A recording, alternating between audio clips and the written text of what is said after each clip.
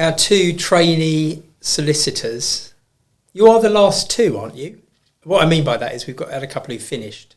Yeah, that's right. Yeah, it's just me and George with the two newest ones. Fleeing the nest. Yeah. So Andrew and George. Yes. Yeah. Whose surname is Harrison. So yeah, I get the Beatles all the time. The long lost all Beatles. The references. And George Harrison. Am I a pianist? And you are a pianist, of course. Yes. Yeah. Got to grade 5, so do a bit of piano now and then. If I'm in London Bridge Station, they've got a nice organ there. Or pianos up at St Pancras International, I like to play those. So. And George has his own TikTok as well, where he has his... Do you? I've put a few videos on TikTok in relation to like piano pieces I've played, and sort of hasn't generated much interest, but you know, every little helps really in terms of social media. That's just ego building for you, though, is it? Yeah. Really, basically. Well, no, it's good to have a sort of record of what I've played, and I refer to it. But also, your brother, one of your brothers is musical. Yes. You've got how many siblings? 3 siblings, so yeah, they're all musical and enjoy playing the piano from time to time. Are you and Andrew? You're not musical. Oh, are you musical? No, I'm not musical. I mean, I was in the choir at one point. Yeah, sports were more of my passion rather than music. Yeah. So where do you hail from? Tell us a bit about your... Well, I mean, culturally, where you come from. Oh, culturally. Caribbean, mainly Guyana is where my family's from. Okay. Which is based in South America, right next to Venezuela. I know, little side fact. Venezuela and Guyana are having a bit of a problem right now over one of the territories. But yeah, so even though Guyana is in South America, culturally, we are very much Caribbean, West Indian. Yeah. You still got family in that neck of the woods, or where your family now? Most of my immediate family, they're in New York, but there are quite a few, maybe like second cousins or third cousins that still live in Guyana. They just don't want to leave. They're too settled down. But most of the time, when everyone hits around 18, they decide to move to America because, you know, the American dream or whatever. And yeah, so now That's all going pear-shaped, didn't it? Yeah, it's not the greatest at the moment. Yeah, not the best. And all these presidential elections going on. 2 candidates, both of whom are, well, I don't know how old they are, but Biden's over 80 and Trump is can almost barely there. string a couple of words together. Yeah, to say the it's least. not the greatest look for us at the moment, I'll be honest. I mean, America's an enormous country. You'd have thought that it would be impossible to find 2 candidates who were, you know, considerably younger and... Better. Well, yeah, you know, different perhaps. So you're a year into your training contract, George. Yes, 1 year in now. So yeah, started. In fact, just on. Yeah, a year in now. March 2023 is when I started. So, and you're doing what are you mainly doing in the practice now on a day-to-day basis? So mainly litigation work and corporate work as well. Sort of mergers and acquisitions. And how did you get to the firm? How did you find the firm? How were you recruited? So I went for an interview with Jonathan.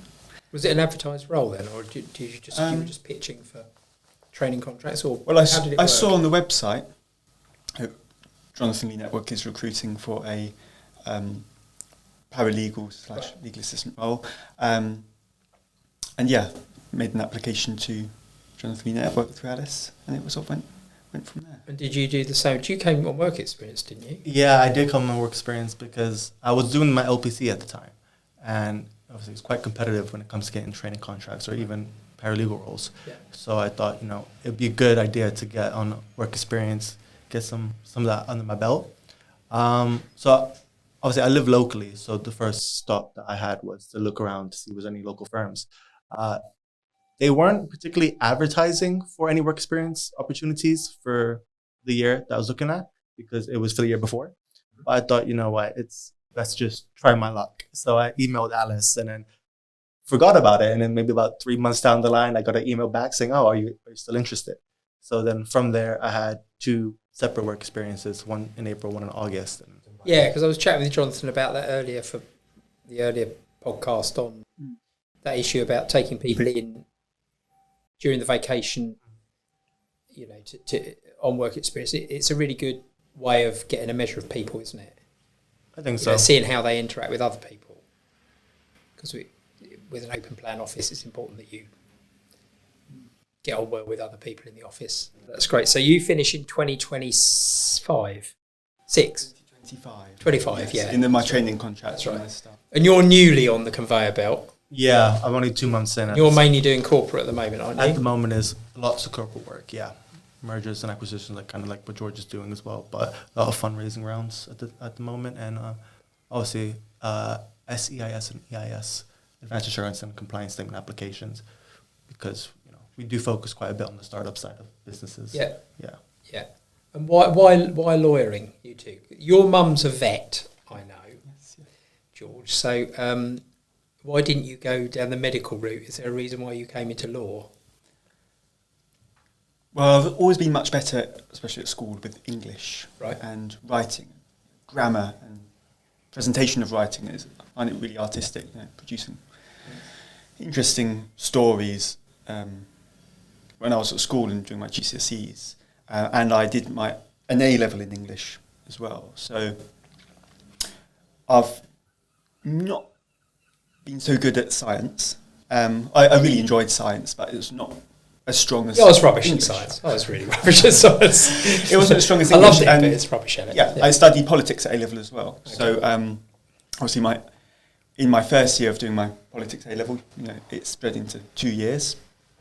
We went to Westminster, went to the House of Commons and had a beautiful artwork, beautiful architecture, and obviously Parliament, legislature, sort of where law is made. And I thought it's really interesting because we did a bit of law alongside politics, like how many MPs sit in the House of Commons is 650, and that sort of knowledge that you get from doing a politics degree translated really well into law. So yes, I joined the University of Brighton back in 2017, first year law student. Went really well. In my second year, I got a role helping litigants in person in court in the Brighton family courts. So litigants in person, you need help in hearings, sort of a McKinsey friend role, obviously not being qualified.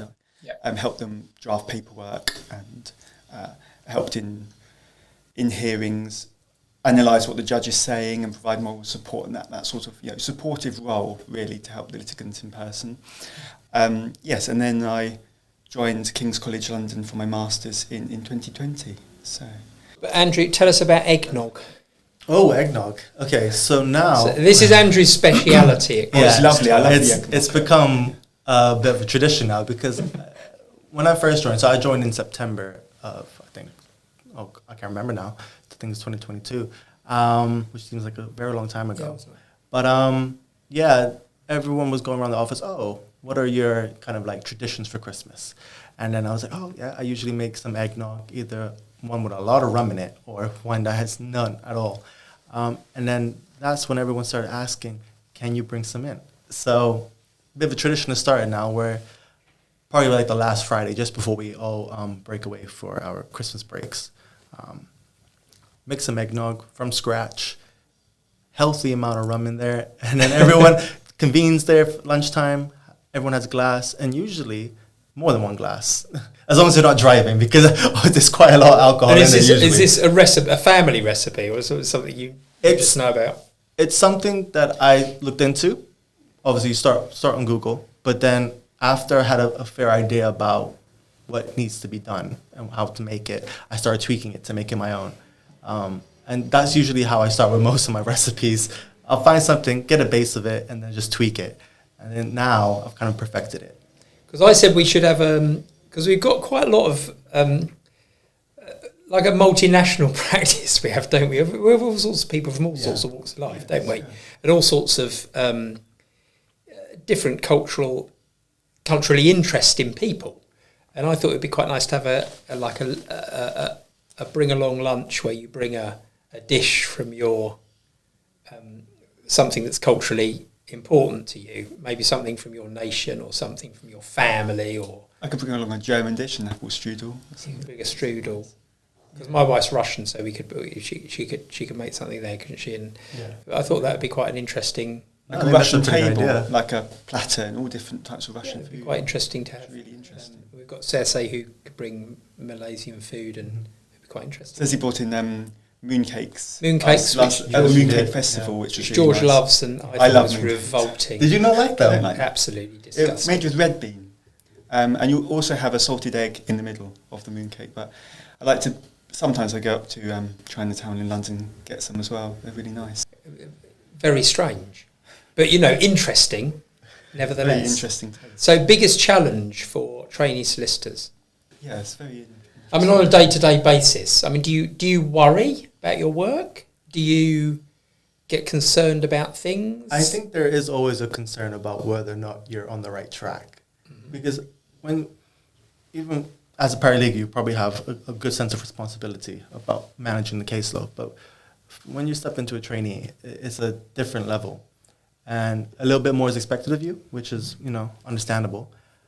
But it's just making sure that when you're looking at it, when I'm looking at something and a case just come in, and on the face of it, just trying to understand it, sometimes without that wealth of experience that you might have, for example, it's difficult to kind of foresee some of these issues that might pop up, but also trying to do your best at the outset to make sure that you've covered all these things. So when we have a discussion about a case, I'm not totally in the dark, But I think that's just one of the biggest challenges, and just day-to-day managing clients. Some clients can be quite difficult, and it's something you'll grow into and you'll learn as you progress how to just manage clients well, and managing expectations is also a really key thing to do with those clients that can be quite difficult. Yeah, George? I think that's a really key point, Andrew, what you said about, obviously, right at the start, when you've got the new matter in, and you've got to look at the background of the case, and really, especially in litigation, understanding court deadlines. Obviously, that's always a worry. You've got to make sure you're in limitation periods. You've got to see when there's a hearing potentially, and be really on the ball in relation to that. So, but I think once you've got the background of the case, and you've got further documents in from the client that they've provided you, and you can understand everything that's happened, and once you've got that, then you really you can progress the case forward. So I think it's, especially in litigation, it's all about court deadlines, making sure you're on the right track with the work. And there is a big leap from being a paralegal to a trainee, and you've got the more responsibility, as Andrew mentioned. And communication, because I'm a bit hot on writing. Yeah. But that's good, and you have to, especially when writing emails and obviously in any documents you produce, like witness statement, you've got to be succinct. Well, have you? I mean, yes. The interesting thing is that I have a style, Yeah. and Kent has a different style, and Jonathan has a different style. I mean, I imagine it's quite difficult if you're working for different people. They have different expectations of you. That's quite tricky, I imagine, to navigate that. It can be quite difficult bouncing between the different styles for each solicitor. But I think at a certain point, you get used to how one particular person likes their documents worded or their correspondence worded. But I think also it's about getting your own style, isn't it? I mean, you've got to develop yourself, and I think that's the transition, is from paralegal, where you're being told what to do, to trainee, which is where you're making more decisions about what you do and how you do it. And we had that conversation, didn't we, when we were doing your review the other day? Yeah. It's about now you're in that kind of launch pad position. Because when you're qualified, once you're qualified, so in a year's time, yeah. George, you're kind of on your own, really. Yes. And I think that this sort of last year of your training contract is a really important transitional period for trainees. You've sort of done a bit of developmental stuff at paralegal level, and you've hopefully taken on board some of the learning, and then you've used it a bit, and now you need to make sure you're developing your own style, because when you come out the blocks, when you're qualified, I mean, you're going to be left to your own devices, really, aren't you? Yes. Largely. Yeah, and you have to be competent to take on your matters. And that's why, with the SQE now, it's examined on the basis of a first day solicitor in their first day of practice. Okay. So it's an interesting approach they've taken with that, rather than the old LPC, which is a first day trainee in their first day of being a trainee solicitor of the training contract. So it's a different basis of examination. So yeah, it's supposed to be more practical, is it? Do you think? Yeah. So I've done SQE 1, which is the first one, and then subsequently I take SQE 2. So it's split into 2 days for SQE 1, and you have to answer 360 questions, multiple choice, obviously spread over 2 days in equal amounts, 180 questions each day. You answer 90 questions in the morning, 90 questions in the afternoon. And it's spread over all the topics you'd expect to cover on a law degree. So all the basic 7 topics. So we've got tort, equity and trusts, land law, business law and practice, and dispute resolution, because obviously you have to include the topics that would be examined on the LPC. And obviously solicitors' accounts and tax, and loads of topics you will have to memorise and answer the multiple choice single best answer questions. So, and you've got a short time limit. It's only 2 hours. I think I remember 2 hours and 3 minutes per.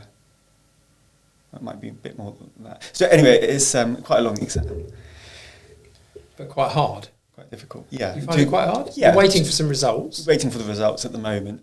Nail-biting time. It is a nail-biting. You're sort of on tenterhooks, waiting for these all or nothing results to come. I think through. I worked out I'd taken 37 exams once. If you add in all your exams that you've ever taken. I mean, I did a different route to you because it was, I'm an old person now, so it was a long, long time ago. But perhaps you've taken even more than that. When you add up the number of exams you have to take to get to this stage, it's extraordinary, really. 2 hours and 33 minutes. That's it. 2 hours and 33 minutes. How long it takes per section of the exam. A lot of investment, a lot of time. So, holidays this year? They get holidays at Jonathan Lee. That's good, isn't it? Law firms do give holidays. But do you get away this year then? Did you go to the States last year? I did go to the States last year, a few times actually. I think, especially towards the end of the year, I had some leftover days, so I was like, you know what? It is a good time just to go see some family. But this year, I've got a trip to Albania planned. Oh. A little weekend getaway, Friday to Monday, and that's next month, so that shouldn't be too bad. And so, why Albania then? Girlfriend wants to go, right? And it's gonna be our first trip away together. Well, there's news. I didn't know that Andrew even had a girlfriend. Yeah, I don't think a lot of people know. Actually, I've kept that one quite under wraps. I actually have kept that quiet. Did you know George? I did. Oh, you did. Yes. Okay, that's fine. I did. Fair enough. Yes. Okay, so that's if the girlfriend wants to go, it's a very good reason to go. I guess. Exactly. And then later on in maybe September time, I'm finally visiting the motherland, Guyana. So. Oh, are you? Yeah. I think it's time, and they've got the cricket going on at the same time because the Caribbean Premier League plays around October, September time. So I'll be there for the finals, hopefully, and then can watch that. Does cricket interest you? Do you like cricket? I don't get cricket. I played like at school. I went to a networking event last year, which was a cricket match, and I thought it was interesting to watch, but I wouldn't play it. I might do one day, but I think I'm the opposite. I like For playing me, it's it. the dullest game. I mean, I'm sure that it's going to ruffle some feathers, but I don't get it. I don't know how to explain the way to get it. I grew up on it, so for me, it's always been a big part of like culture and family. So definitely do love the sport. I haven't played in a long time, but would definitely give it a go. Are you going away? Yes, I'm planning a trip to Europe. So sort of, when you just get in the car and drive around and see what there is. Maybe down to Spain. It's quite nice. You've got La Herradura. Have you heard of La Herradura? Right in the south of Spain, which is nice. Right on the coast. You go on one of your brother's traction engines, because your brother's into traction engines, isn't he? Yes. So he volunteers for a local trust. They specialise in lots of different traction engines. So we've got the sort of traction engine fair, or we call it the rally, the steam rally, on the 7th of June. So that'd be interesting. I'd quite like to go to that every year, but it'd be a bit slow, Adrian, trying to take the traction engine abroad. Traction engine down through Spain. That would be a book. The insurance position. That would be a book, wouldn't it? Yeah. That would be, I don't know, how fast do they travel? Very slowly. 6 miles an hour? Yeah, very, very slow. I mean, how long would it take to get to the south of Spain? About weeks, months. Probably months. That would definitely be a book, wouldn't it? And you have to find everywhere to fill up with water. Yeah, of course. Obviously, it runs on steam engine. So someone must have taken a traction engine on an incredible journey somewhere, mustn't they? And if they haven't, someone needs to, because that would be good. That'd make really good. That would make good television. because it would be very slow. The pace of life would be. Yeah. I went up the Nile on a boat, and that was. I can imagine a similar sort of pace because it cruises along very gently, and you just see on the banks of the Nile life going on that green belt beyond the water before you get the desert. And I imagine it would be much the same on a traction engine. Probably, just a very slow pace of life. Very slow pace of life, and you through villages. Sounds like a pleasant idea. So, yeah, that sounds really nice. Very good idea. So finally, what book are you reading at the moment? Or what book have you just read? Andrew? Yeah, I'll take this one first. On recommendation, I have started, it's a book by Joe Nesbo, who's a Norwegian writer. He's meant to be one of the best criminal kind of like detective mystery writers. Fiction? Fiction is fiction, but that is what interests me the most. And now that you've asked me, I think it's called the Red Bat, or the Bat. Something. Okay. Now that you put me on the spot, I completely forgot the name of the book. But it is the first one in an installment of different books that he's got all around the same character, Harry Hole. So that is quite interesting at the moment. I'm not too deep into about 100 pages in, 400-page book. So I'm basically, since it's the first one. Keeping you engaged. Yeah, it's keeping me engaged. A lot of short chapters, so it's good when you want to have a quick read. Yeah, I like short chapter books. Yeah, so it's great for George, that. what are you reading? Well, but a range of different books at the Law Society go along and have a look at in relation to law and LPC training contracts. It was something in real life, George. Something in real life. Well, I've got this book from Waterstones, which is the entire works of Shakespeare. Okay. So it's very interesting. Just been reading a few of the plays, like The Taming of the Shrew. Because you like Romeo and Juliet. Culturally, you went to the ballet last week. Yes, it's interesting. Manon, which is a very interesting ballet. I've not seen one like that before. Okay. Glyndebourne this year because you like the opera, don't you? Glyndebourne, yes. I've still got to look at what's on. If you get any tickets festival this year in the summer for the summer festival, so I've got to see what's on, what the opera's on. I know they've got Carmen at the Royal Opera House this year. I think that's in July. So, and obviously at the Royal Opera House you have the Nutcracker every year, which is a great time at Christmas time. Yeah. So you usually go around Christmas on 23rd of December. Try and get as close to Christmas as possible. And then finally, what's on your music playlist today? What did you listen to? Well, I usually listen to Classic FM in the morning. Of course you do. On my way into work, it's nice and relaxing. Obviously, I've got a 40-minute drive, so it's nice to sort of relax to that, or Radio 4. And then something more upbeat in the afternoon, bit of ABBA. I know Kent would, he doesn't like ABBA so much. I've never seen George as a dancing queen. No, I don't think so. Maybe we had a second look now. I don't think so. But that's good. I think what you enjoy? I am probably different till we've been listening to soca this morning, and soca is basically it's a genre of music from the Caribbean, mainly Trinidad, but very upbeat, happy music. But no, generally I do love it. Thanks. I think that'll do us, won't it? Yeah, we're going to have some lunch. Great.